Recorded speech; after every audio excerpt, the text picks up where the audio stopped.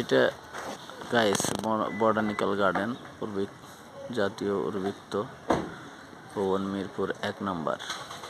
অনেক লোকজন দৈনন্দিনের জন্য আসা যাওয়া করে এখানে। বৃষ্টির জন্য লোকজন নাই, কম দেখা যাচ্ছে। এটা সিকিউরিটি গার্ড এখানে দাঁড়িয়ে আছে, এই গেট খোলা থাকে না।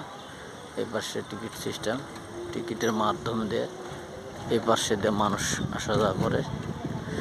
এটা হচ্ছে গার্ডেন স্যার, জাতীয় গার্ডেন। এই গার্ডেনের গোল চক্করে এটা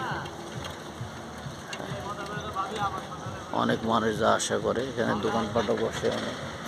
বৃষ্টির কারণে কোনোটাই নাই, এখন সবই হস্তান্তর হয়েছে এই আর কি। এটা গার্ডেনের বহির্বিভাগ চত্বর। এটা এই তো লোকজন আসা যাওয়া করতেছে, আসতেছে আর কি, আসতেছে।